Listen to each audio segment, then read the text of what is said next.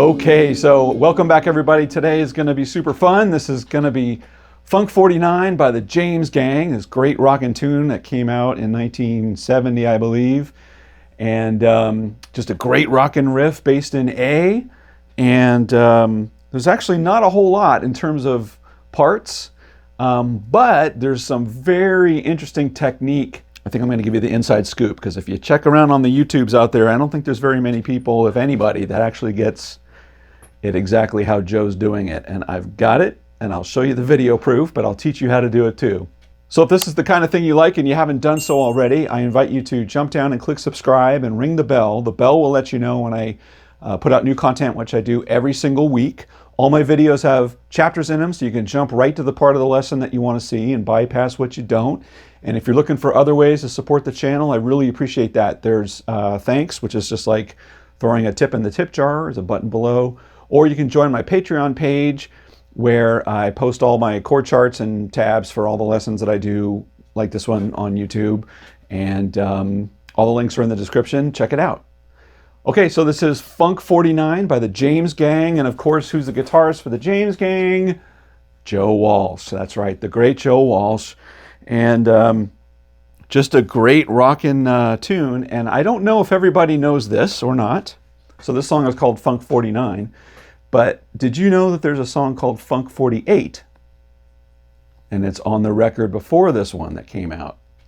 And as a bonus, I'm going to show you the riff of Funk 48 at the end of the lesson too, because it's very, very similar. It sounds like they recorded it at the same session, but I guess apparently they didn't. But I'll show you that one at the end too.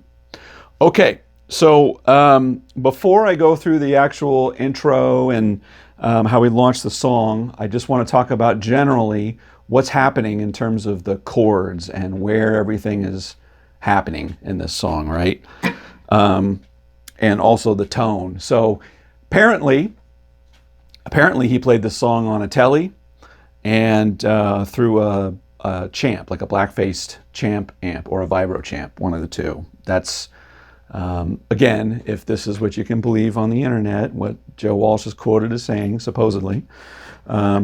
But it's a little blackface amp, mid-60s, one single 8-inch speaker. But when you get those things and you just crank them all the way up, they sound fantastic. They sound huge. And a lot of people use them in recording, that you have no idea that this amp that sounds so big is actually this little tiny practice amp with a little 8-inch speaker. But that apparently is what's happening with on this one. So I'm going to go with my telly. I don't have a little champ, but I'm going to run through my super reverb and mic up one of the 10-inch speakers.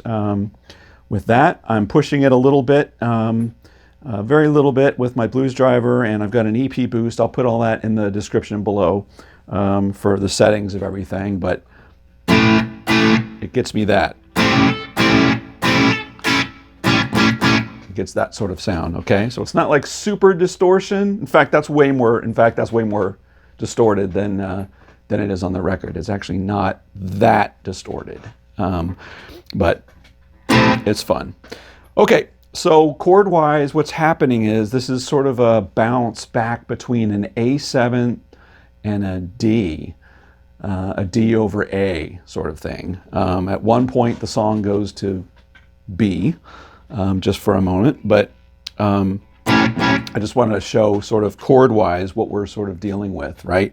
So think of an A. If you think of your A bar chord at the 5th fret, this is an A7, and you're just going to play a part of the A7. So one of the ways you're going to fret this is you're going to have your open A string ringing a lot, and you're going to make that part of an A7 chord. So if you think of that, or if you think of the A7 chord like that, you're just leaving that A string open and playing those three strings, 4, 3, and 2. Right? So that's, you're going to do a hammer on there on your G string. Right? And then there's going to part where you're going to lay, stay in the same position, you're going to lay your ring finger on the 7th fret on those 4th, 3rd, and 2nd strings. again with your open A string.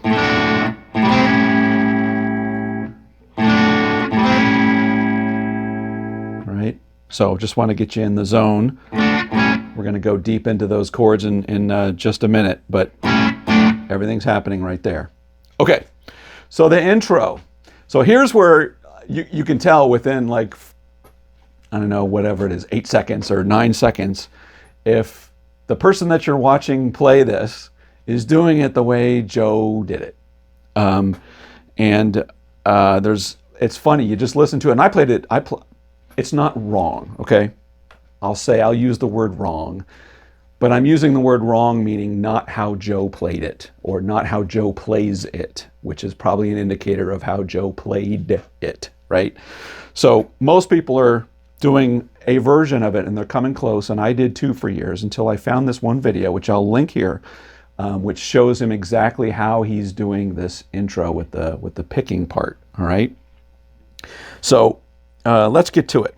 So this is going to be based on your A minor pentatonic.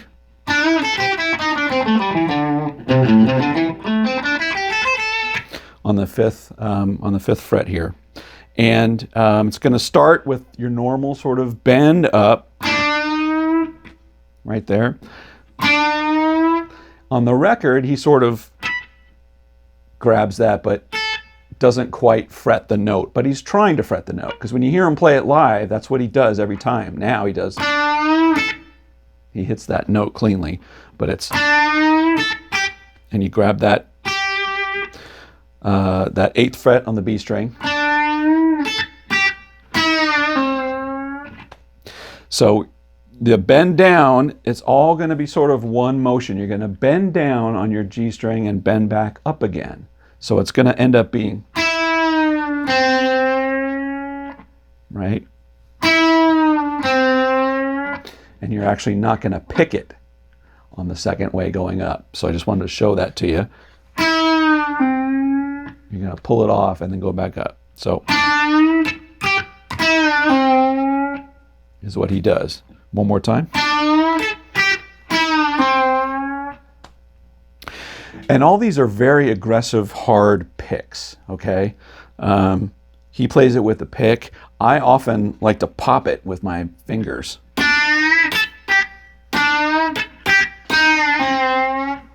Get you the same thing, right? Now here's where everybody falls down, or at least doesn't exactly play it like Joe. But I'm going to show you how you do it, all right, and how he does it. So this is the right, that part. So what's happening is, before I actually show you how he picks it, I want you to know what's happening with the notes. So the notes are going to travel between and here. You've got your note bent up, right? So the end of that last thing you did was, and as you're bent up here, you're just going to lay your ring finger while it's bent up. So you get that. I'm sharp. So you get it to where it's bent up, and you're going to bring it down, and there's 4 notes you're going to hit, right? You're going to go 4 notes in between, and right? So if you were to fret it, you couldn't, because there's only 3 notes here. Because you're bending it, you're doing these microtones. Right? You can watch my finger here.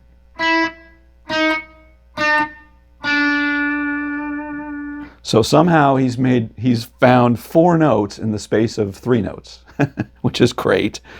So that's what's happening with the notes.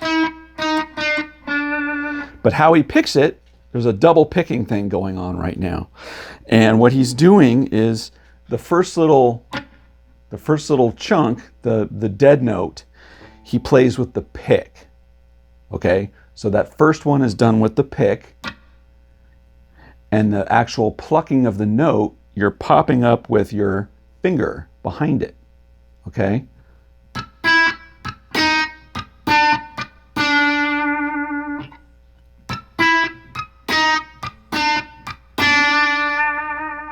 See that? I'm going to turn this way. See if the camera gets a little better.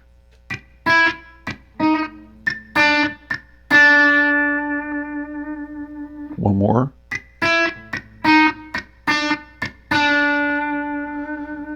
Okay. And actually on the first one, on the record, that first pop, it sounds like it might be there, might not be there. But that's it. I've seen other guys teach it on here, and they do it the other way. They try and do the pop with the finger and then pick it with the pick, but it's not. He's picking it with the pick and then popping it with the finger. It's immensely easier that way, right? So that lick so far.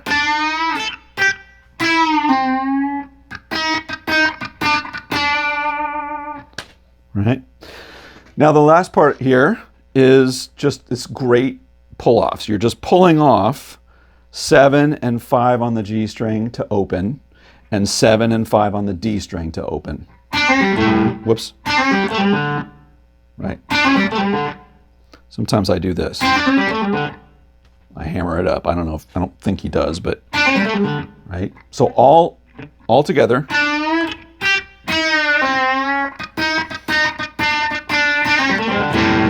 Right? Then you go into your riff. Okay?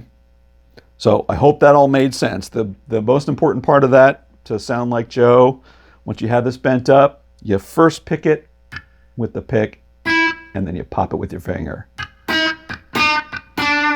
Ba-cow, ba-cow, ba-cow, ba-cow.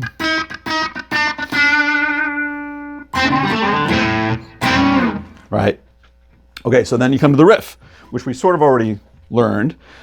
This is your A7, and you're gonna hammer on that. You're really only playing strings 5, 4, 3, and 2. And he pulls off and goes down like that. But don't be so precious with it. Every once in a while do that. A lot of other times don't. The next one is, right? And get those dead chunks in there, right? The whole thing is like, that's sort of the rhythm going, bow, bow, bow, bow, bow, bow, bow.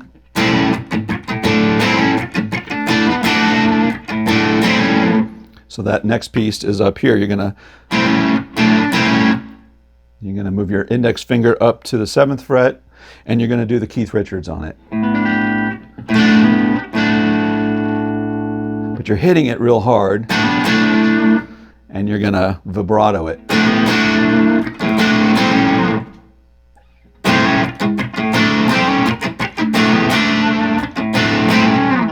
Right? And again, you're not being very precious with it. This is a rockin' song. Everything about it is hitting things hard. So every once in a while when you do that, you're probably going to hit, right? You might not hit cleanly you might not hit that note cleanly. It doesn't matter.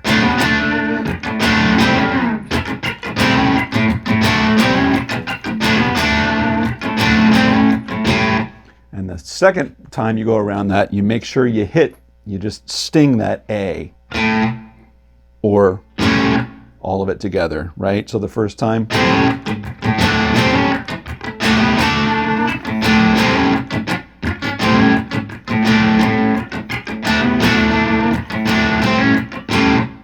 you hit that A at the end of it.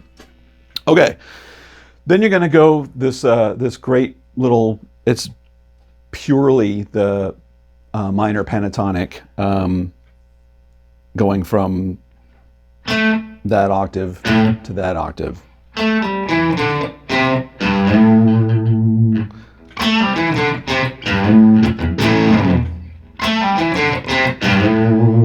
I'm not picking every one. That's a pull-off.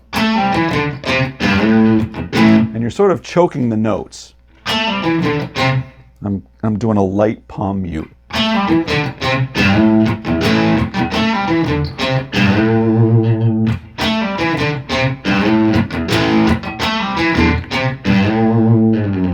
Right? And I think one of those times he goes down. He pulls it off.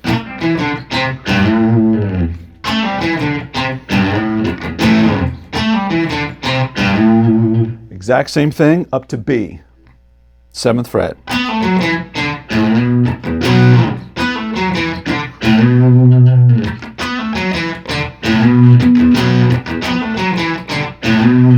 And your turnaround chord is your E7, I think it's a major minor. It's the Hendrix chord.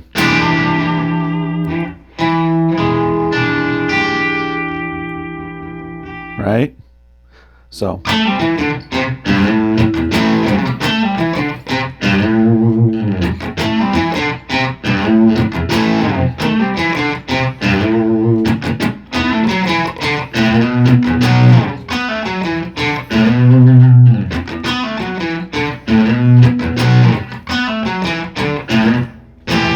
Whoa. There you go. It's hard to get around. And I like to wiggle it. Back again.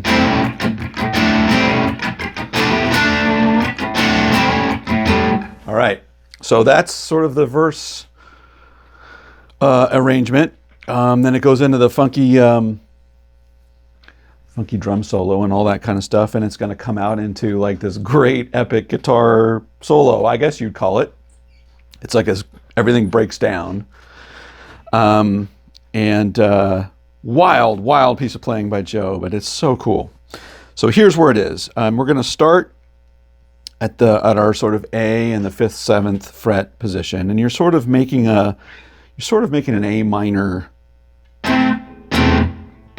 You're not really playing that, but you're sort of putting your hands there, because what happens is you do this. You sort of almost hit that. You're going to drag back, like if you were doing an A minor, you're going to drag it back real hard and bend it and then release it.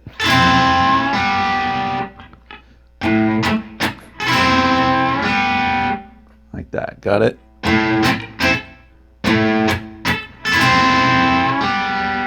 And then we're going to come on, while that's open, you're going to come up here to 15 and think of your A minor pentatonic scale up here. Okay? And what we're going to do after that rings out is I'll just play this cleanly.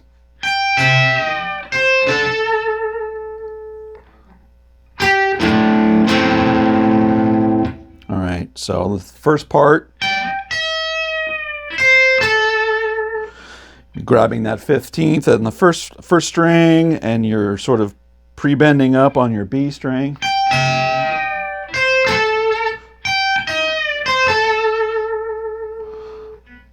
Then you come down your, I think you grab that G there, I think. But then what happens is you're going to hit that open A string again.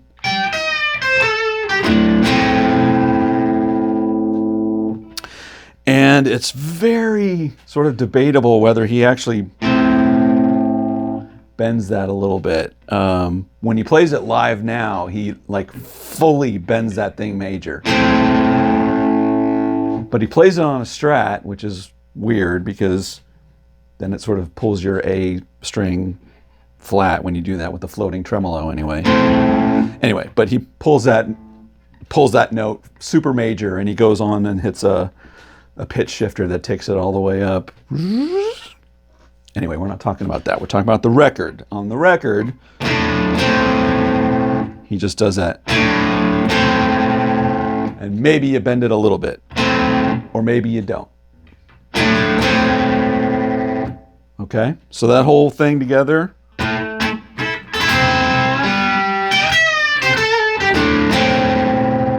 Right? Then you're back to your riff, but you're going to change it slightly just with the strums.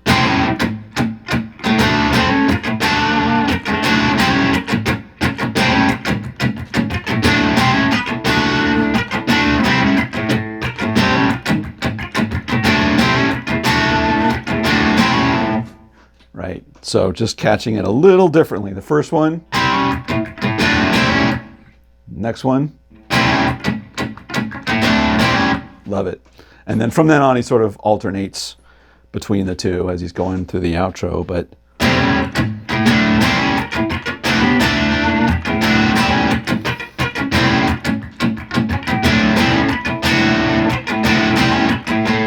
so he's just playing with both of it. Man, that's fun to do. Okay, well, that's Funk 49, but let me show you what Funk 48 was. Funk 48 was almost identical. Like the drums are almost identical. The feel is the same. The vibe is the same. And the riff is almost the same. But the riff goes like this.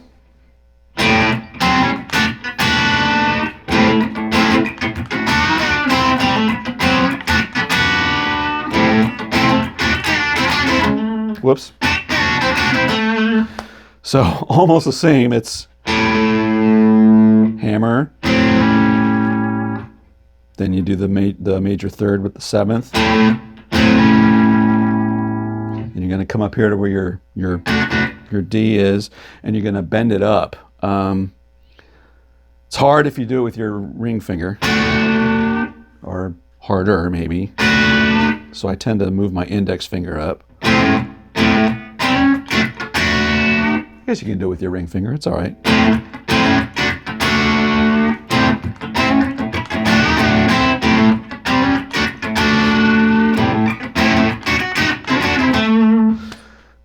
That's the whole riff, and it sort of varies on that throughout the song, but I love that one too. It's got a great funk breakdown. No, no, no, no, no. Anyway, give it a listen if you haven't. Funk 48, right? So, okay, well, that's Funk 49 and a little bit of Funk 48. And I hope you learned something new today. If this is something that you like and you haven't done so yet, hey, click subscribe. It helps me out. Ring the bell. Bell lets you know when I drop new content for my next lesson, which I do every single week. Let me know in the comments what you thought about this. And if there's another song you want me to take on and do something similar, let me know that too. Okay, till next week, take care, everybody.